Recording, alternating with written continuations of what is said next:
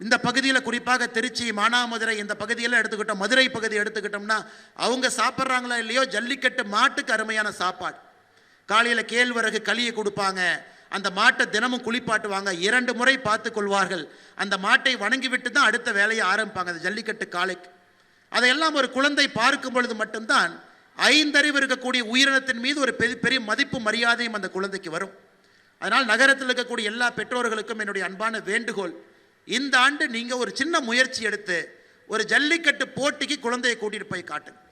அங்கே இருக்கக்கூடிய வீரர்கள் எப்படி அந்த இளம் வீரர்கள் மிக திறமையாக நம்முடைய ஜல்லிக்கட்டு மாட்டை மிக லாகுவாக பிடிக்கிறாங்க, அதே நேரத்தில் எப்படி இந்த தமிழ் வீர பாரம்பரியம் கிட்டத்தட்ட 1000 ஆண்டுகளை தாண்டி தொடர்ச்சியாக இந்த ஜல்லிக்கட்டு போட்டி நடந்து கொண்டிருக்கிறது என்று இந்த நேரத்தில் நம்முடைய பாரத பிரதமர் நரேந்திர மோடி அவர்களை நாம் ஞாபகம் வைத்துக் கொள்ள வேண்டும். காரணம், இந்த ஜல்லிக்கட்டுக்கு உச்சநீதிமன்றத்தில் தடை வந்த பொழுது அது ஒரே நாளில் 3 அமைச்சரவையில் அதற்கான ஒப்புதலை பெற்று அதற்கான அரசாணையை கொண்டு வந்து தமிழகத்தில் இருக்கக்கூடிய ஆட்சியாளரிடம் பேசி மறுபடியும் நமக்கான ஜல்லிக்கட்டை நமக்கு கொடுத்த பெருமைக்குரியவர் பாரத பிரதமர் நரேந்திர மோடி அவர்கள்.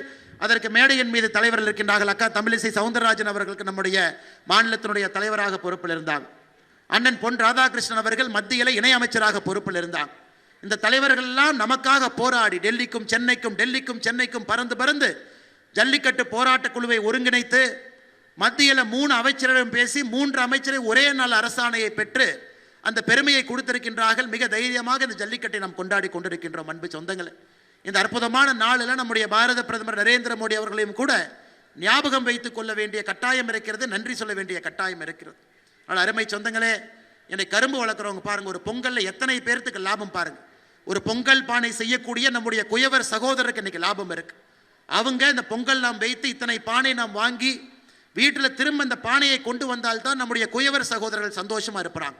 மஞ்சளை பாருங்கள், விவசாய பெருமக்களுக்கு ஈரோட்டிலிருந்து தமிழகத்தினுடைய பல பகுதியிலிருந்து மஞ்சள் வளர்க்கக்கூடிய விவசாய பெருமக்கள் நன்றாக இருக்க வேண்டும் என்றால் பெரிய அளவில் பொங்கல் திருவிழாவை நம்ம கொண்டாடும். கரும்பை பாருங்கள், தஞ்சாவூர் பகுதி, தமிழ்நாட்டினுடைய டெல்டா வேறு பகுதியிலிருந்து கரும்பு நாம் சாகுபடி பண்ணி பொங்கல் அன்னைக்கு நாம் எல்லோரும் ஒரு கரும்பாவது நம்முடைய வீட்டிலே வைத்து சாமி கும்பிட வேண்டும் என்று யோசித்து பார்த்தீங்கன்னா 2,22,00,000 ரேஷன் கார்டு இருக்குது. அத்தனை கரும்புகளை கொள்முதல் பண்ண முடியும். அதனால் இந்த பொங்கல் மூலமாக நாம் ஒரு பாரம்பரியத்தை கொண்டாடுவது மட்டுமல்ல, இத்தனை விவசாய பெருமக்களுக்கு இத்தனை நல்ல விஷயங்களை நாம் செய்து கொடுக்கின்றோம், அவங்களையும் ஊக்கப்படுத்துகிறோம். ஆடு மாடு இந்த காளை வளர்ப்பதெல்லாம் இந்த நேரத்தில் இது அரசியல் மேடை இல்லை, இருந்தும் நான் சொல்லுகின்றேன், ஒரு காளை வளர்க்குறவங்களுக்கு தான் எவ்வளோ கஷ்டம் அந்த காளையை வளர்க்குறதுன்னு தெரியும்.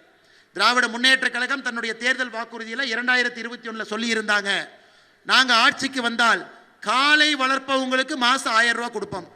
இப்போ நான் எப்படி திமுக எனக்கு இன்னைக்கு எவ்வளோ கொடுக்கணுன்னாங்க, மாதம் 1000 ரூபா கணக்கு போட்டால் திமுக எனக்கே 48,000 ரூபா கொடுக்கணும். யாரெல்லாம் காளை வளர்க்குறாங்களோ எல்லாத்துக்குமே கொடுக்கணும். அப்படி சொல்லிவிட்டு 4 ஆண்டு காலம் முடிந்து விட்டது, அவங்களுடைய ஆட்சியே முடிய போகுது. காளை வளர்ப்பவர்களுக்கு மாதம் 1000 ரூபாய் என்று சொல்லி ஆட்சிக்கு வந்த திராவிட முன்னேற்ற கழகம் முதலமைச்சர் எப்படி பொங்கல் வைக்கிறாருன்னா, அவருடைய பொங்கல் நாம் பார்த்துருக்குறோம். பொங்கல் பானை இருக்கிறது, கீழே பஞ்சு இருக்குது, லைட்டு மாதிரி ஏதோ ஜிமிக்கியாக கலராக லைட்டு மாதிரி இருக்குது, இதுதான் அவங்க வைக்கக்கூடிய பொங்கல். ஆனால் இங்கே தான் 1008 பொங்கல் பானையில் சூரிய பகவானை பார்த்து நம்முடைய சகோதரிகள் இங்கே பச்சரிசியோடு வந்து இயற்கையோடு பஞ்சபூதங்களோடு கலந்து இந்த பொங்கல் விழாவை இங்கே நடத்தி கொண்டிருக்கின்றோம். அதனால் முதலமைச்சர் அவர்களுக்கு இந்த பொங்கல் விழாவில் ஆண்டவன் நல்ல ஒரு புத்தி கொடுக்கணும், காளை வளர்ப்பவர்களை ஊக்குவிக்கணும். முதலமைச்சர் எல்லா தேர்தல் வாக்குறுதி 505 கொடுத்துருக்கிறாரு, எல்லா தேர்தல் வாக்குறுதியும் நிறைவேற்றணும். நம்முடைய மகளிருக்கு எப்பொழுதும் பாதுகாப்பாக இந்த அரசு இருக்கணும், இப்போ இல்லாமல் இருக்கிறாங்க. அதையெல்லாம் கூட இந்த பொங்கல் விழாவில் முதலமைச்சருக்கு நான் ஒரு வேண்டுதலாக மேடையின் மீது சொல்லுகின்றேன்.